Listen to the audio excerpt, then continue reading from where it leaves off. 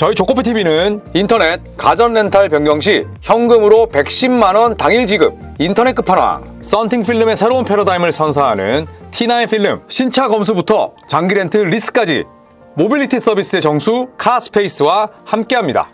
아직도 모르세요? 현금 지원금 110만원을 인터넷 끝판왕에서 지원해드립니다. 내가 내는 월 요금에 포함되어 있어서 안 받으면 나만 손해! 합리적인 요금 설계로 현금 지원금에 72만원 결합 할인까지 놓치지 마세요. 약정이 남아있어도 상관없습니다. 저희 구독자분들을 위해서 인터넷 끝판왕과 상담만 해도 스타벅스 커피 쿠폰을 쏩니다. 혹시나 현금 사은품을 더 주는 곳이 있다면 차액 150%까지 보상한다고 하니까 이 좋은 기회를 놓치지 마십시오. 다른 곳 알아볼 필요가 전혀 없습니다. 1555-3312 365일 상시 상담 가능하니 빨리 전화하세요. 1555-3312 더보기 고정 댓글 링크도 꼭 확인 부탁드리겠습니다. 네, 자 여러분 즐거운 월요일입니다. 이 티셔츠 예쁘죠? 네, 이게 리복과 그 마스터욱, 네, 이 두 아주 훌륭한 브랜드가 서로 협업을 했는데 이 티셔츠 아주 잘 입겠습니다. 여러분도 한번 관심 있으신 분들 함께 살펴보시면 좋을 것 같고, 리복과 마스터욱의 마스터 제품입니다. 자, 러셀 웨스트브룩 이야기를 해볼까 합니다. 자, 러셀 웨스트브룩 아직까지는 새로운 소속팀을 결정하지 못하고 있습니다. 수요가 없는 것인지 아니면 수요는 있는데 본인이 결정하지 못하고 있는 것인지는 모르겠지만 개인적으로는 전자에 가깝지 않을까 생각을 하는데, 이 러셀 웨스트브룩 아직까지 소속팀이 없습니다. 뭐 제 채널을 유심히 봐오셨고 또 저의 성향을 잘 아시는 분들은 제가 웨스트브룩을 그렇게 좋아하지 않는다는 걸 아마 아실 겁니다. 실제로 우리나라에 웨스트브룩이 왔을 때에도 저는 딱히 관심은 생기지 않더라고요. 그래서 그때 뭐 웨스트브룩을 직접 보지는 못했었는데, 이 러셀 웨스트브룩은 분명히 팬들을 굉장히 열광시키기도 하고 또 때로는 팬들을 굉장히 복장 터지게 만드는 그런 유형의 선수이기도 합니다. 매력이 있고 당연히 실력도 있는 선수인데 1988년생이다 보니까 이제 뭐 언제 은퇴해도 이상하지 않을 나이긴 하죠. 자, 이 러셀 웨스트브룩이 현재까지는 무소속입니다. 2008년 NBA 드래프트 1라운드 4순위로 시애틀 슈퍼소닉스의 지명을 받았으니 벌써 17년 전이죠. 지금까지 커리어를 이어온 것만으로도 대단합니다. 자, 그리고 나서 OKC로 결국 팀은 이름이 바뀌게 됐고 OKC에서 커리어를 시작하게 되죠. 자, OKC 썬더에서 19년까지 뜁니다. 그리고 나서는 계속 팀을 옮기죠. 휴스턴 로켓츠, 워싱턴 위저즈, 레이커스, 클리퍼스, 덴버. 한 시즌 반 연속 뛴 팀이 없습니다. 매년 팀을 옮겨 다니는 저니맨 신세가 됐고요. 하지만 전성기는 화려했죠. 2017년에 정규 시즌 MVP, 그리고 퍼스트 팀 2016, 17년, 여기에 세컨 팀 5번, 서드 팀 2번이니까 올 NBA 팀에만 9번 이름을 올린 최상급 슈터입니다. 명예의 전당 100%고요. OKC 썬더에서 영구 결번 100%입니다. 자, 그리고 득점왕은 2번 차지했죠. 그러니까 2017년이 러셀 웨스트브룩의 최고의 전성기였죠. 29대가. 정규 시즌 MVP였고요. 득점왕이었고요. 퍼스트 팀이었으니까 케빈 듀란트가 골든스테이트 워리어스로 떠난 이후에 웨스트브룩의 세상이 짧게 도래했었습니다. 자, 어시스트 왕에도 3번 올랐죠. 2018년과 19년, 2021년. 그러니까 득점왕 2번, 어시스트 왕 3번이니까 제임스 하든, 르브론 제임스와 또 아주 똑같은 그런 이 커리어의 정점을 찍었습니다. 득점왕과 어시스트 왕 동시 수상이죠. 자, 17시즌 동안 쌓은 성과도 대단합니다. 정규 시즌 1237경기 뛰었어요. 물론 뭐 무릎 부상 때문에 신음했던 적도 있었지만 1237경기를 뛰었다는 것 자체가 웨스트브룩이 그만큼 본인의 몸 관리를 굉장히 잘 했다는 뜻이기도 합니다. 더구나 폭발적인 운동 능력을 자랑했고 웨스트브룩이 포인트 가드 치고는 굉장히 체구가 큰 편이에요. 그럼에도 불구하고 출석률이 높았다는 것, 자, 우리가 뭐 조엘 엠비드라든지 벤 시몬스 이런 친구들 생각하면 이 러셀 웨스트브룩의 워크 에틱이나 혹은 컨디션 관리가 얼마나 대단했는지를 알 수가 있죠. 21.2득점, 어시스트 8개, 리바운드 7개, 스틸 1.6개, 필드골은 굉장히 떨어지는 편이긴 합니다만 볼륨으로 본인의 약점을 채우는 스타일이었고, 플레이오프에서는 135경기, 아직까지 우승 반지는 없지만 22.5득점, 7.1 어시스트, 6.7 리바운드. 다만 플레이오프 같은 큰 경기에 강했던 선수냐라고 묻는다면 아니다라고 이야기할 수밖에 없습니다. 왜냐하면 필드골이 40.5%였어요. 3점이 30% 아래입니다. 물론 최근 들어서 많이 까먹었다고 하더라도 웨스트브룩이 전성기에 플레이오프 퍼포먼스가 좋았냐라고 묻는다면 딱히 그렇지 않았다는 거죠. 컨퍼런스 결승에는 4번 진출했습니다. 파이널은 한 번 OKC 시절 아기 때 한번 진출을 했었고 그 이후에는 단 한 번도 파이널에 진출하지 못했고요. 맥스 계약 이후에 가장 많이 트레이드된 선수가 웨스트브룩이기도 합니다. 이 기록은 개인적으로 깨지기 어렵지 않을까 생각을 합니다. 자, 하지만 러셀 웨스트브룩 하면 가장 먼저 떠오르는 게 바로 트리플 더블이죠. 통산 트리플 더블 203회 역대 1위입니다. 200회를 돌파했고요. 그리고 2위가 오스카 로버슨의 181개, 그리고 무섭게 맹추격하고 있는 선수가 니콜라 요키치입니다. 164번인데 개인적으로는 웨스트브룩의 최다 트리플 더블 기록은 니콜라 요키치의 손에 의해서 깨지지 않을까 생각을 하고요. 4위가 매직 존슨, 5위가 현역 르브론, 6위가 제이슨 키드, 그리고 7위가 루카 돈치치. 하지만 82번이니까 아직 갈 길이 멀죠. 8위가 제임스 하든 80번, 그리고 9위가 윌트 체인벌린, 10위가 도만타스 사보니스. 현재 탑 10 가운데에 현역 선수가 무려 6명이나 있습니다. 그만큼 다재다능한 선수가 많이 나오고 있다고 표현할 수도 있지만 또 그만큼 과거에 비해서 트리플 더블의 기록 자체가 굉장히 풍족하고 빈번해졌음을 알 수가 있죠. 자, 시즌 트리플 더블을 웨스트브룩은 무려 4번이나 기록을 했습니다. 시즌 트리플 더블, 시즌 평균 트리플 더블을 기록한 선수는 NBA 역사상 3명밖에 없죠. 첫 번째로 달성했던 오스카 로버슨, 그리고 러셀 웨스트브룩은 혼자 4번, 그리고 지난 시즌에 니콜라 요키치가 주인공입니다. 자, 웨스트브룩은 2016-17 시즌, 17-18, 18-19, 그리고 2021 시즌 때 트리플 더블 시즌을 보냈었는데 16-17 시즌이 대단했었죠. 왜냐? 평균 30점 이상을 기록하고 득점왕을 차지하면서도 평균 트리플 더블, 그러면서 MVP 수상했고요. 득점왕에도 올랐습니다. 17-18 시즌도 평균 득점은 25점대로 떨어졌지만 트리플 더블 시즌을 보내는데 부족함이 없었고 이때 어시스트 왕. 그리고 이듬해였던 18-19 시즌 득점력은 떨어졌지만 역시나 다재다능함을 뽐내면서 어시스트 왕과 시즌 평균 트리플 더블이라는 두 가지 위협을 동시에 달성했습니다. 2021 시즌 역시도 트리플 더블 그리고 어시스트 왕을 수상을 했었고요. NBA 최초로 10경기 연속 트리플 더블을 달성하기도 했습니다. 미스터 트리플 더블 하면 과거에는 오스카 로버슨, 혹은 매직 존슨이었다면, 혹은 90년대 때는 제이슨 키드였다면, 2000년대 중반까지 지금은 러셀 웨스트브룩에게 가장 어울리는 칭호가 아닐까 개인적으로 생각을 합니다. 자, 하지만 저를 포함해서 몇몇 비평가들은 러셀 웨스트브룩의 트리플 더블을 폄하하기도 합니다. 일단 첫 번째, 웨스트브룩의 성향 때문이에요. 이 웨스트브룩은 물론 팀 승리를 위해 최선을 다했고 항상 소속팀이 좋은 성과를 냈었지만 이 웨스트브룩이 개인 기록에 좀 집착하는 그런 성향들이 있었습니다. 그리고 이런 부분들은 또 팀의 성공과 크게 이어지진 않았어요. 자, 물론 그 기준이 플레이오프 진출이라면 모르겠습니다. 하지만 저는 개인적으로 평균 시즌 트리플 더블을 4번이나 기록한 건 대단하지만 그 시즌에 과연 팀이 최종적으로 어떤 성과를 거뒀느냐도 좀 봐야 된다고 생각합니다. 그런데 웨스트브룩은 소속팀을 전부 다 플레이오프로 이끌었지만 죄다 1라운드 탈락이었습니다. 이게 당연히 웨스트브룩의 잘못은 아니었죠. 그리고 16-17 시즌이면 케빈 듀란트가 떠나자마자 맞이했던 첫 번째 시즌이었어요. 그런데 듀란트를 잃은 러셀 웨스트브룩이 소위 그냥 미치고 날뛰면서 맹활약했고 MVP를 차지한 그 시즌을 폄하할 생각은 없습니다. 자, 하지만 그 이듬해 OKC 4위 1라운드 탈락, 그리고 18-19 시즌 OKC 6위 1라운드 탈락, 2021 시즌 워싱턴 8위로 이끌었지만 1라운드 탈락이었습니다. 아쉽다는 거죠.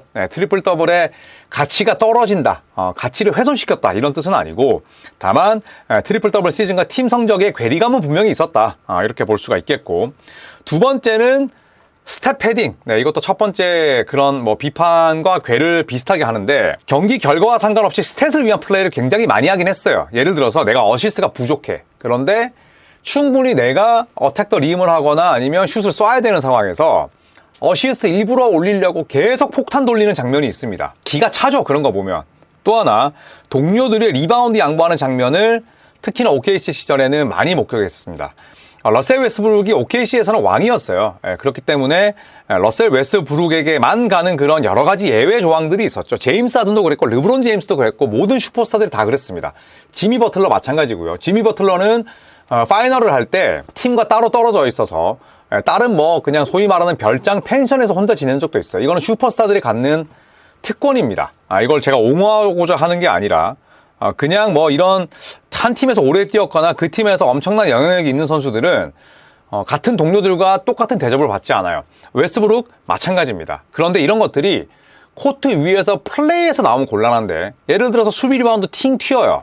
스티븐 애덤스가 잡는 게 맞습니다. 서지 이바카가 맞는 게 맞아요. 그런데 이 두 명은 그냥 웨스트브룩이 잡게끔 놔둡니다. 그렇게 되면 이런 리바운드를 무경합 리바운드라고 하죠. 물론 웨스트브룩은 경합 리바운드의 퀄리티도 굉장히 좋은 선수지만 이런 것들은 다 웨스트브룩이 OKC의 왕이기 때문에 전부 다 용인되는 플레이구나. 그러면서 자연스럽게 트리플 더블이 제조되는 느낌도 분명히 있었습니다.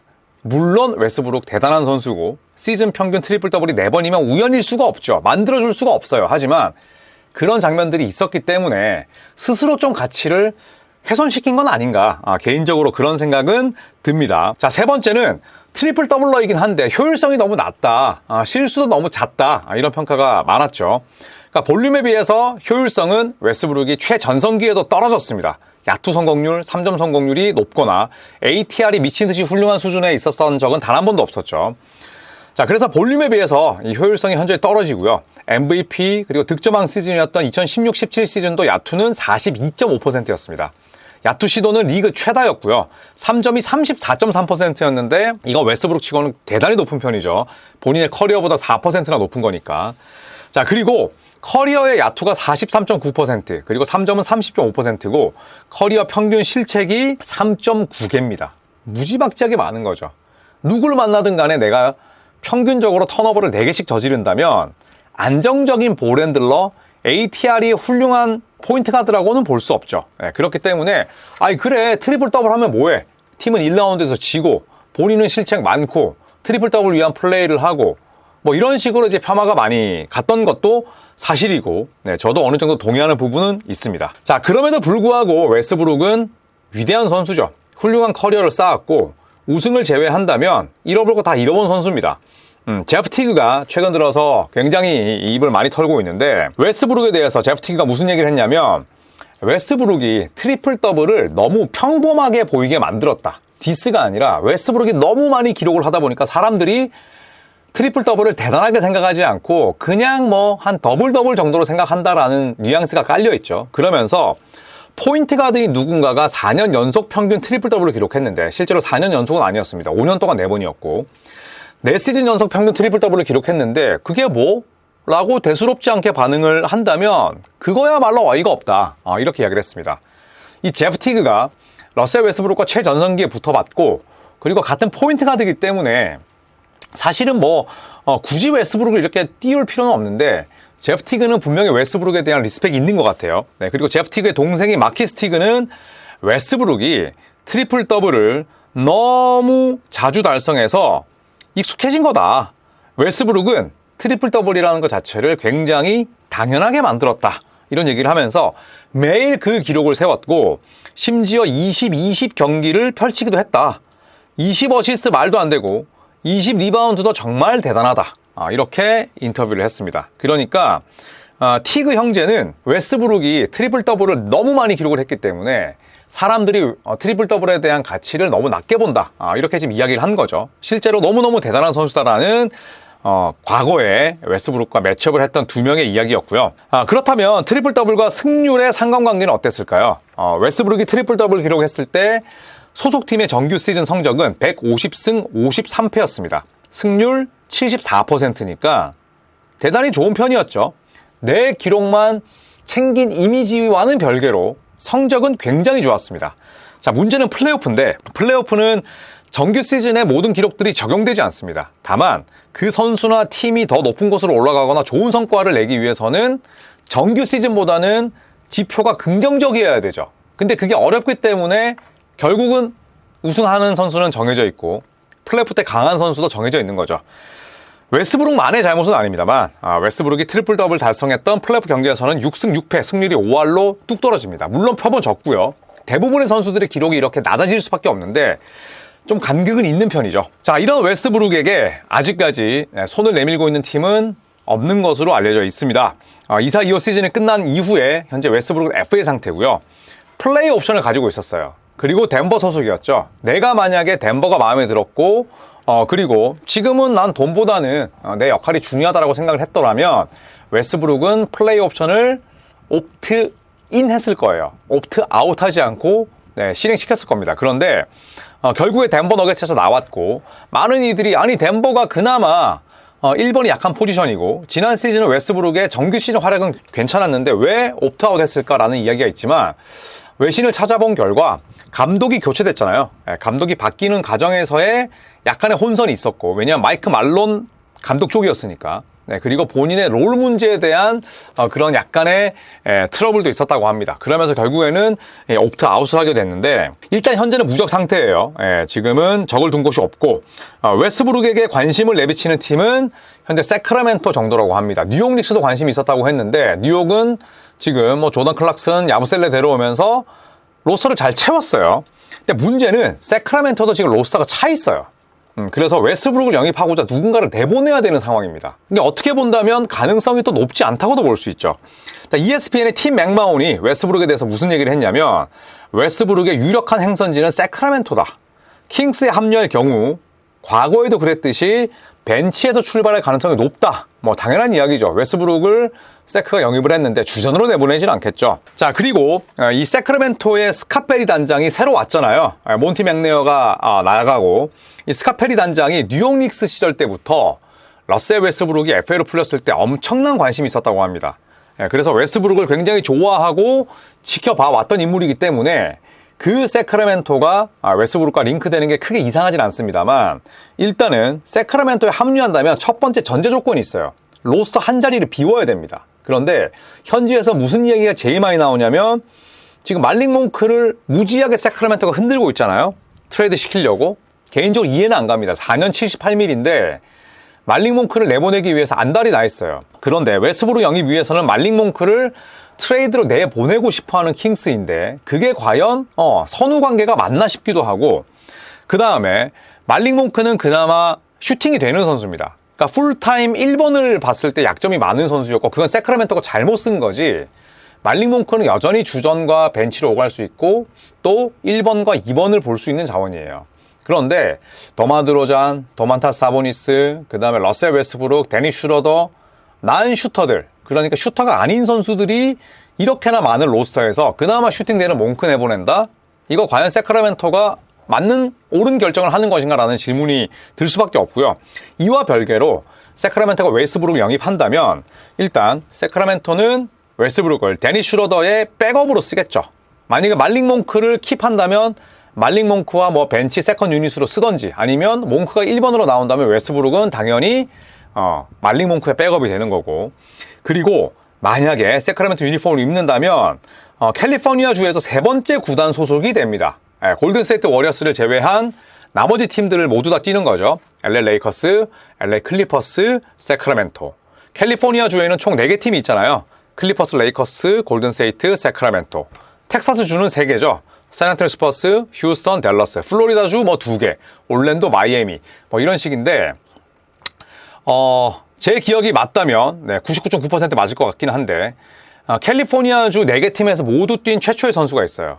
누구냐면 지금 방송인으로 활약하고 있는 맷 반스입니다. 이름 자체가 반스인데 클리퍼스, 레이커스, 세크라멘토, 골든스테이트 다 뛰었죠.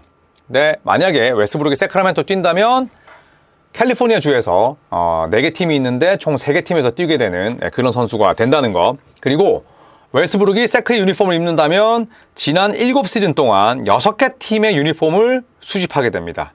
부지런히 돌아다녔죠.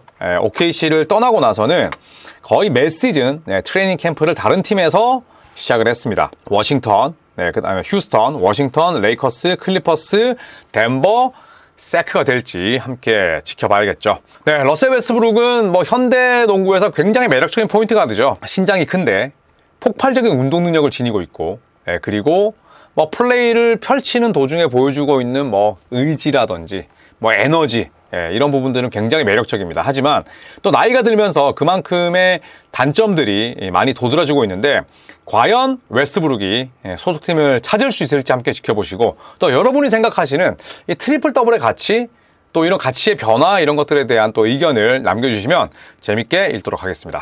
고맙습니다.